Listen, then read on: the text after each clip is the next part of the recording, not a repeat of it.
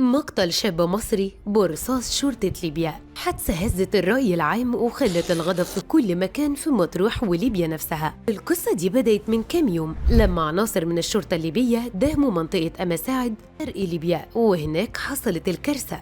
الرصاص خرج من السلاح عشان يصيب شاب مصري اسمه صلاح عبد الله المحفوظي، شاب غلبان داخل ليبيا بتأشيرة رسمية، لكن للأسف حياته انتهت في لحظة. الخبر وقع كالصاعقة على أهله في مطروح، العيلة كلها في حالة انهيار، والقبائل هناك صوتها ارتفع. دم صلاح مش هيروح هدر. غضب واسع مش بس عشان هو شاب من ولادهم، لكن كمان عشان الموضوع فيه إهانة لكل مصري داخل ليبيا. الجثمان انتقل الأول لمستشفى طبرق، وبعدها تم نقله لمصر عشان يدفن وسط أهله. لكن القصة ما انتهتش هنا.